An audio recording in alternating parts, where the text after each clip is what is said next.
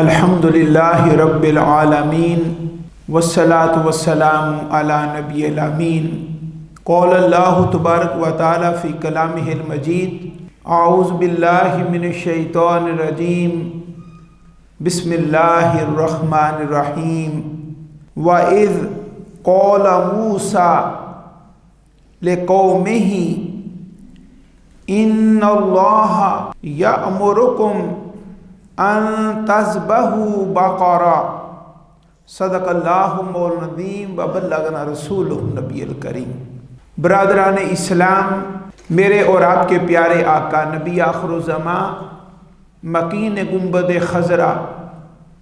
حضرت محمد مصطفیٰ صلی اللہ علیہ وآلہ وسلم کے پیارے غلاموں، اللہ رب العزت کا لاکھ لاکھ شکر ہے کہ اس نے ہمیں جمعۃ المبارک ان پاک مبارک اور سعید گھڑیوں میں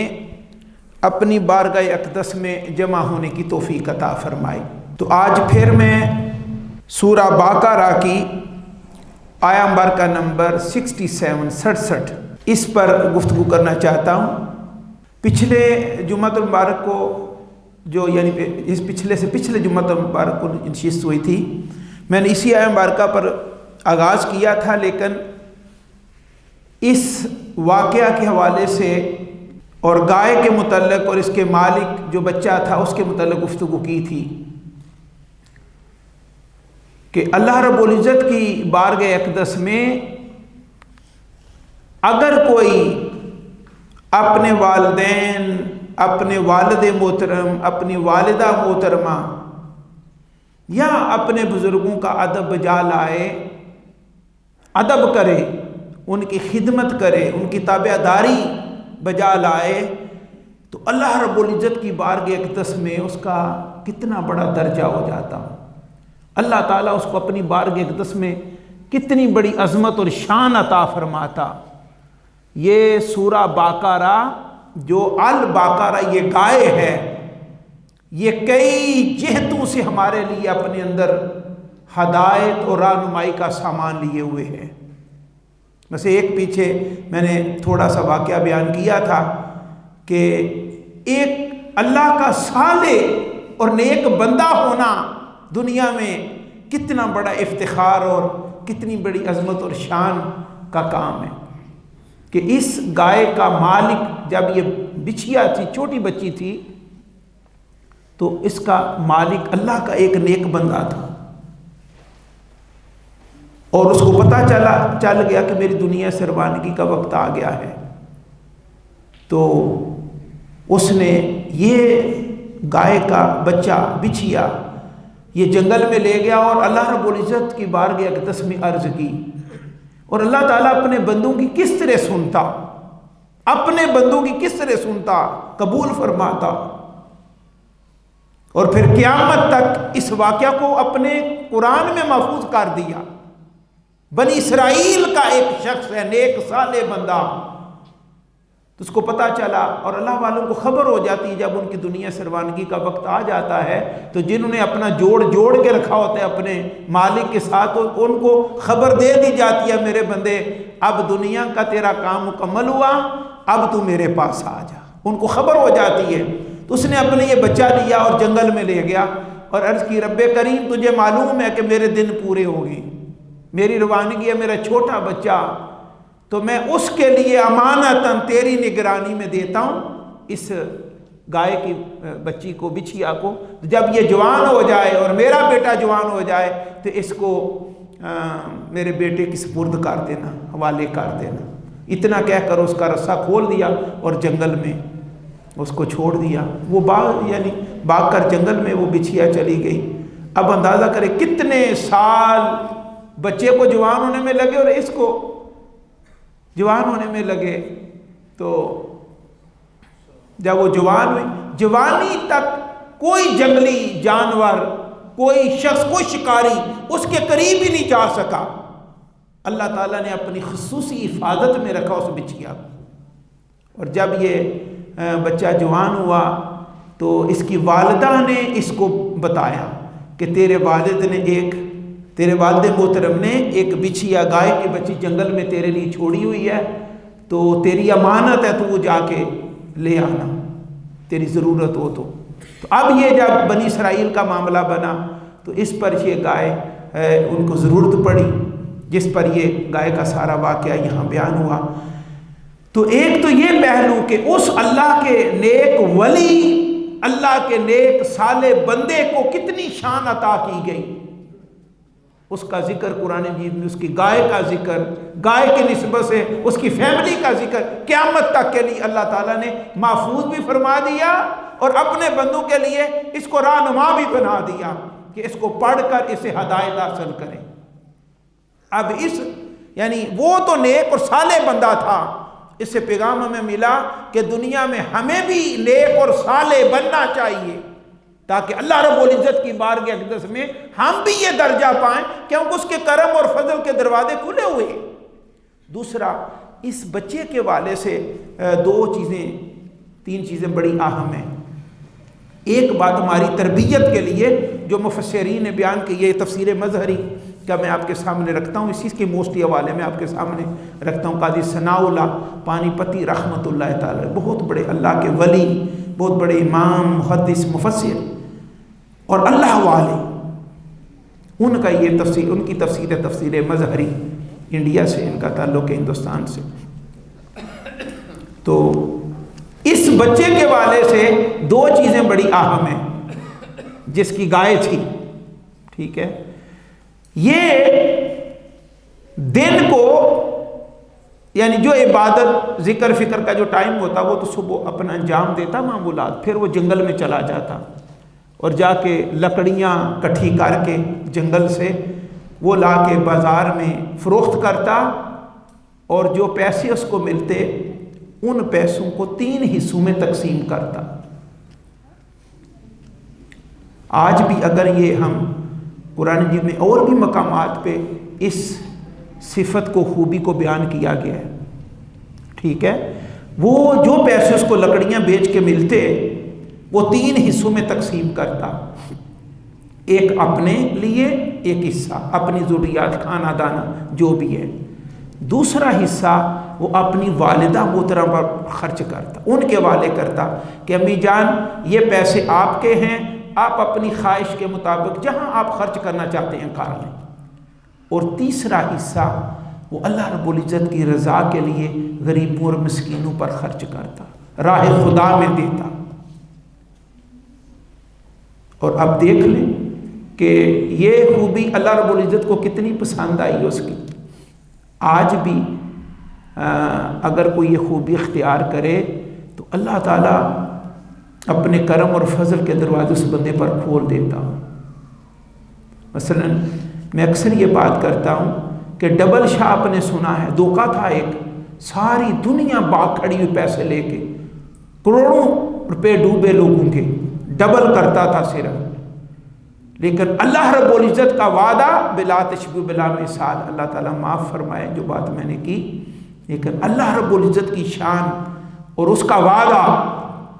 جس کے اندر شک کی گنجائش نہیں، فرمایا والذین ينفقون فی سبیل اللہ کمثل حبۃ انبتت 7 سنابل فی کل سنبلۃ 100 حبہ، فرمایا کہ اللہ تعالیٰ کے راستے میں خرچ کرنے کی مثال اس طرح ہے جیسے فرمایا کوئی ایک دانہ زمین میں دبائے، جیسے ہم روٹین میں گندم ہے، چاول ہے، ایک دانہ بیج لگاتے ہیں، فرمایا انبتت 7 سنابل، اور اس سے 7 سٹے نکلے، فی کل سنبلۃ 100 حبہ، اور فرمایا ہر سٹے میں 100 دانہ۔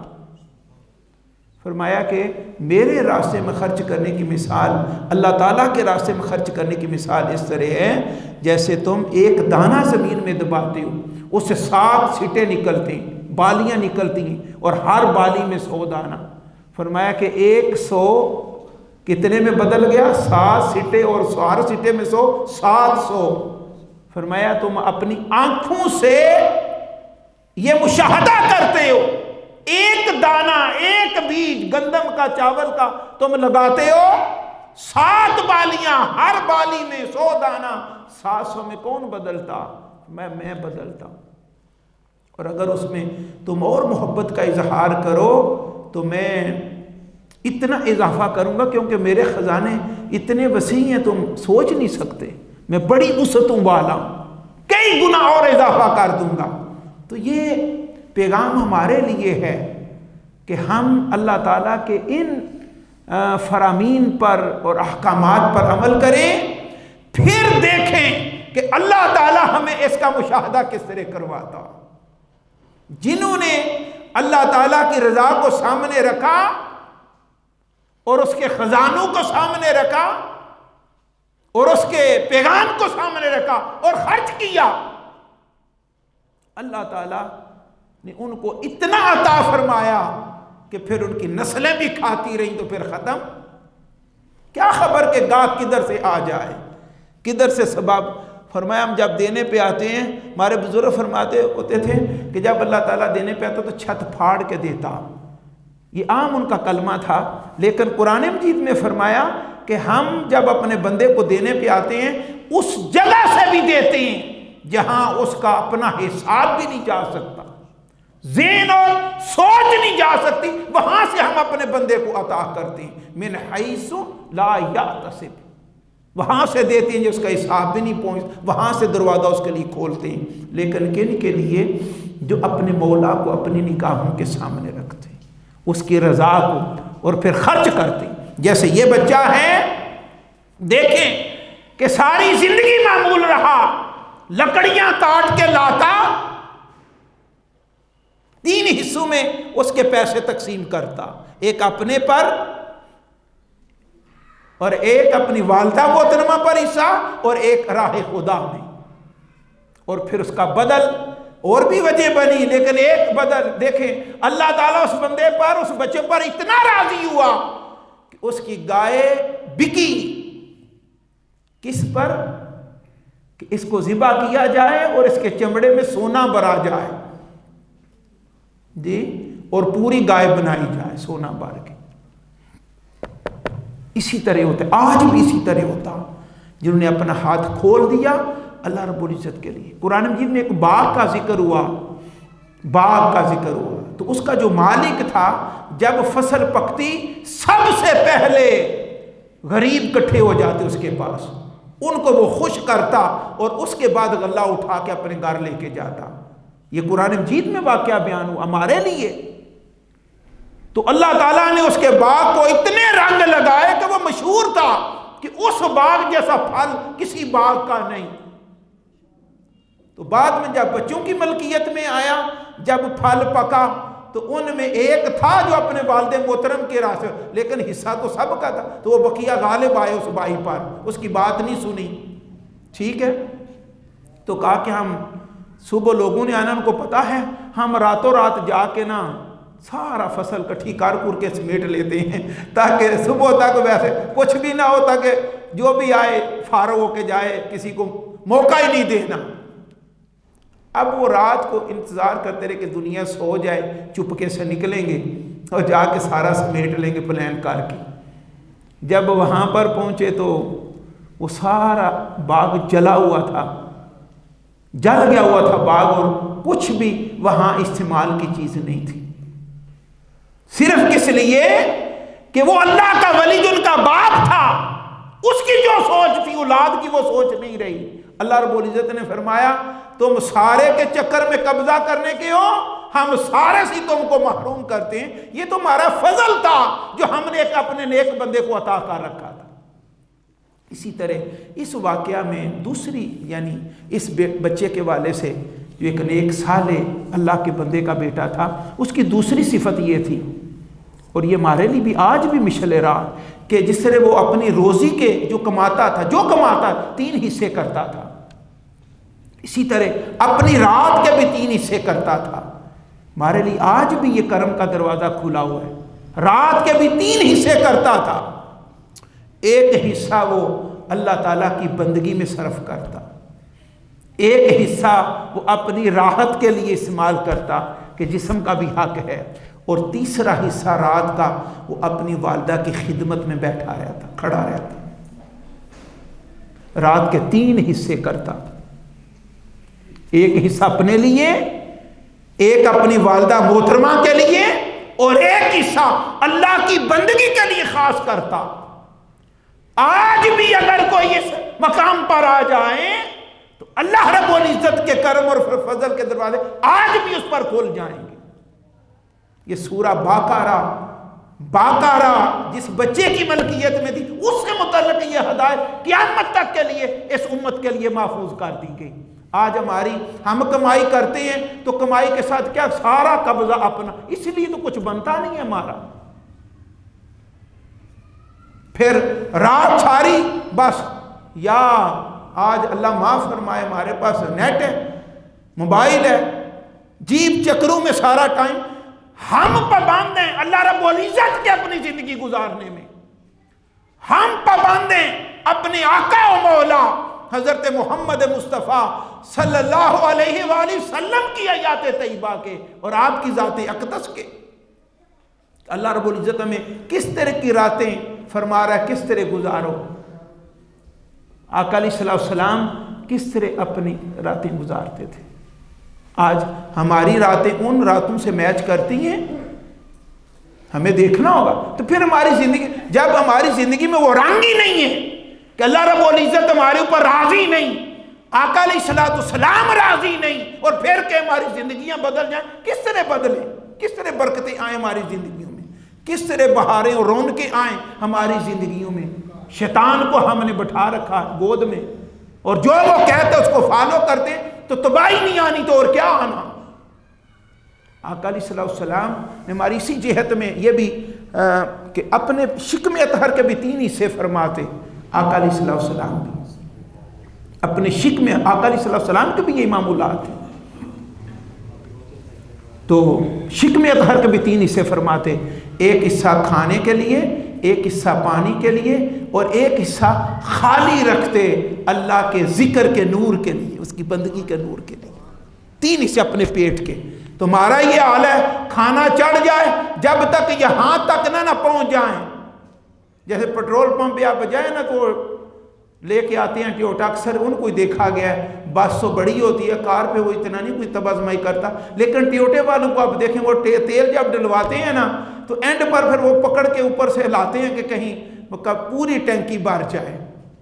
ہم بھی جب کھانے کی طرف رخ کرتے ہیں تو ہل کے چیک کرتے ہیں کہ کوئی پیچھے کونا بچ تو نہیں گیا، چاہے وہاں سے اٹھیں تو سیدھے ڈاکٹر کے پاس جائیں، وہ کھانا تو 200-400 کا ہو اور ڈاکٹر کو جا کے 5000 دے آئیں، صحت بھی خراب اپنی کار میں۔ تو ہماری خیر ان تعلیمات میں، اگر ہم ان تعلیمات کو سمجھیں گے، فالو کریں گے، ہماری دنیا بھی آباد ہو جائے گی، ہماری قبر اور حشر بھی آباد ہو جائے گا۔ اور قرآن مجید اور آقا علیہ السلام کی سنت مطہرہ تو ہمیں وہ بیداری، وہ شعور، وہ نور عطا کرنا چاہتے ہیں کہ ہماری دنیا بھی کامیاب ہو، ہماری قبر بھی کامیاب ہو، اور ہمارا حشر بھی کامیاب ہو، ہم کہیں کسی لیول پہ شرمندہ نہ ہوں۔ اس حوالے سے یہ یعنی، اور تیسری بات کہ ایک یعنی جب وہ سودا ہونے لگا تو ایک ہی بات کرتا تھا بچہ کہ میں اپنی امی جان، یہ واقعہ میں نے پچھلے جمعۃ المبارک میں تفصیلاً بیان کر دیا تھا، تو اس نے یہاں تک بھی کہہ دیا کہ اگر تم مجھے کہو نا، جو بندے کھڑے تھے انسانی شکل میں فرشتے، اگر تم یہ کہو نا کہ سونے کے وزن کے برابر بھی گائے کی بات کرو کہ اس کا یعنی سونا اس کے بدل میں دے دو، تو میں اپنی والدہ محترمہ کے حکم کے بغیر آگے نہیں جاؤں گا۔ اس درجہ وہ تابعدار اور تابعداری پر فرم تھا اپنی والدہ محترمہ کے۔ حالانکہ وہ جوان تھا، سمجھدار تھا، لیکن ہمارے پاس ہم بعد میں بڑے ہوتے ہیں، پاتک پہلے بن جاتے ہیں، کہتے ہیں یہ والدین تو پرانے زمانے کے لوگ ہیں، جو سمجھ مجھے آئی ہے وہ ان کو نہیں ہے، اور یہی بربادی ہے، یہی خرابی ہے، یہی خرابی۔ اور اس پر ایک یعنی وہ واقعہ میں نے پیچھے تھوڑا سا بیان کیا تھا، عامیل نامی شخص تھا، مالدار شخص تھا، اور اس کا بھتیجا، بھائی کا بیٹا اس کا وارث تھا، لیکن اس کی عمر طویل ہو گئی، بڑھاپا زیادہ ہو گیا۔ اس کو شیطان نے خیال دیا یا نفس نے خیال دیا، اس نے تو ختم مرنا نہیں، تم اس کو مارو تو پیسوں کے ذرا آپ بھی وارث ہیں تو قابض ہو جائیں گے۔ ایسا بہت سارے واقعات ہوئے، یعنی بدبختی یہاں تک مال دنیا کی ہوس، اور یہ اس درجہ خباثت ہے، خرابی ہے کہ والدین کو مار دیا اولاد نے۔ کتنی مثالیں آپ ہماری سوسائٹی میں، اخباروں میں آپ پڑھتے ہیں کہ بیٹے نے باپ کو مار دیا، ماں کو مار دیا، بہنوں کو مار دیا صرف جائیداد پر قبضہ کرنے کے لیے۔ اس نے اپنے چچا کو قتل کر دیا اور پھینک دیا جو ساتھ بستی تھی ادھر قریب اس کو رات کو، تاکہ صبح معاملہ اٹھے تو پھر میں مطالبہ کروں ان سے کہ انہوں نے قتل کیا میرے چچا کو۔ تو ایک تیر دو شکار، وراثت پر بھی قبضہ کر لوں گا، میں ہی وارث ہوں، دوسرا اس کا جو ہے قصاص وہ بھی لوں گا، دیت۔ تو صبح جب یہ معاملہ اٹھا اور یہ کھڑا ہو گیا جا کے جی ان لوگوں نے قتل کیا ہے، حضرت موسیٰ علیہ السلام تشریف لے آئے۔ معاملہ جب سامنے ہوا، بستی والوں نے ساری تسلی کر لی آپس میں کہ ہم میں سے کوئی بھی شخص نہیں جس نے یہ کام کیا۔ تو قریب تھا کہ وہ لڑائی ہوتی اور بہت سارا نقصان ہوتا، تو انہوں نے عرض کی کہ اللہ کے کلیم اللہ رب العزت کی بارگاہ اقدس میں عرض کریں۔ تو پھر آپ نے بارگاہ الہی میں یہ بار بار یہ سوال کرتے رہے اور آپ اس کا جواب اللہ رب العزت کی بارگاہ اقدس سے لے کے دیتے رہے۔ اور اس واقعہ متعلق ایک وسیلہ کے حوالے سے بھی وَابْتَغُوا إِلَيْهِ الْوَسِيلَةَ کہ اللہ رب العزت تک پہنچنا ہے تو کوئی وسیلہ تلاش کرو، اور ہمارے لیے سب سے بڑا وسیلہ نبی اکرم نور مجسم حضرت محمد مصطفیٰ صلی اللہ علیہ وسلم کی ذات اقدس ہے۔ تو یہ جو گائے کے متعلق ہے کہ جب وہ سودا ہو گیا، گائے کو لانا تھا یا اسے پہلے، تو بیٹے نے امی جان کی خدمت میں عرض کی کہ امی جان وہ گائے تو بڑی اتھری گائے ہے جو میں نے سنا ہے جنگل میں جنگلی گائے ہو گئی ہوئی ہے، اس کو کسی نے پکڑا ہی نہیں، وہ کسی قریب کو جاتا ہے وہ باغ کھڑی ہوتی ہے، تو میں کس نے پکڑوں گا؟ میں گائے کو پکڑنا بھی آج تک کوئی شخص اس کے قریب نہیں جا سکا، کوشش کے باوجود کئیوں نے پکڑنے کی کوشش کی لیکن اس گائے کے قریب نہیں جا سکتے۔ وہ اللہ تعالیٰ کی حفاظت میں تھی وہ گائے۔ اس یعنی نیک بخت خاتون، صالحہ خاتون نے، وہ بھی ہمراز تھی، اللہ تعالیٰ سے اس کا بھی رشتہ مضبوط تھا، ایک اللہ کے نیک بندے کی وہ اہلیہ تھی۔ تو انہوں نے کہا اے میرے بیٹے جنگل میں جاؤ اور اس طرح جا کے نا گائے کو مخاطب ہونا۔ اور وہ طریقہ کیا بتایا اس والدہ نے، یہ تفسیر مظہری میں بیان ہوا کہ اس گائے کو ڈریس کر کے کہنا کہ میں حضرت ابراہیم، ان کے بیٹے حضرت اسماعیل اور ابراہیم علیہ السلام کے دوسرے بیٹے حضرت اسحاق علیہ السلام اور ان کے بیٹے حضرت یعقوب علیہ السلام، ان کے رب کے وسیلے سے تمہیں یہ پیغام دیتا ہوں کہ میرے قبضے میں آ جاؤ، میرے پاس آ جاؤ۔ 4 نام لیے، سیدنا ابراہیم، سیدنا اسماعیل، سیدنا اسحاق اور یعقوب علیہ السلام، ان ہستیوں کے رب کے وسیلے سے تمہیں کہتا ہوں کہ میرے پاس آ جاؤ۔ جب یہ بات کی گائے کو ڈریس کر کے، اس نے سر جھکا دیا اور چلتی ہوئی اس جوان کے پاس آ گئی۔ ٹھیک ہے، اس نے گردن سے پکڑ لیا اس کو، تو پھر گائے کو اللہ تعالیٰ نے زبان دی، اس نے کہا کہ میرے اوپر سوار ہو جاؤ، پیدل نہ چلو، میرے ساتھ میرے اوپر سوار ہو جاؤ۔ اب یہ بچہ کتنا تابعدار ہے، اس نے کہا میری امی جان نے کہا تھا کہ وہ گائے جب تیرے پاس آئے تو اس کو گردن سے پکڑنا، اس کے اوپر سوار نہ ہونا، اوپر سوار نہ ہونا، لہذا اپنی امی جان کی اجازت کے بغیر میں تیرے اوپر سوار نہیں ہو سکتا۔ جب یہ جواب دیا تو اس گائے نے آگے سے پھر جواب دیا کہ اگر تو میرے اوپر سوار ہو جاتا اور اپنی والدہ محترمہ کے حکم کی تابعداری نہ کرتا تو قیامت تک تو میں تو اسے بھاگ جاتی اور تو مجھ پر گرفت نہ پا سکتا۔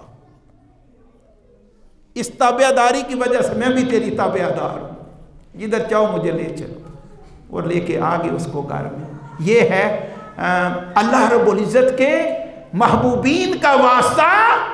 کیا نتیجہ دیتا، کیا برکت دیتا۔ آج بعض اس برکت سے آزاد ہو گئے اور باغی ہو گئے، لیکن ساری کائنات تو انہی یعنی وسائل اور ان وسیلوں کی برکت سے ساری بہاریں قائم ہیں۔ والدین بہت بڑا وسیلہ، اور اس میں آپ کا ٹائم ہو چکا، میں الفاظ کا ترجمہ دو آیات بینت کا کر دیتا ہوں۔ وَإِذْ قَالَ مُوسیٰ، اور اس جب قول فرمایا موسیٰ علیہ السلام نے لقوم ہی اپنی قوم کو، اِنَّ بے شک اللہ تعالیٰ یأمر حکم دیتا ہے، ان یہ کہ تذبحو تم ذبح کرو، بقرہ ایک گائے، قولو وہ بولے جو بنی اسرائیل تھی، کیا تتخذو تم ہمارے ساتھ کرتے ہو، تتخذ تم کرتے ہو نہ ہمارے ساتھ ہوزو و مذاق، قولا حضرت موسیٰ علیہ السلام نے فرمایا اعوذ میں پناہ مانگتا ہوں باللہ اللہ تعالیٰ کی، ان یہ کہ اکونا میں ہو جاؤں من الجاہلین جاہلوں میں سے۔ تو ایک یہ بات ہوئی کہ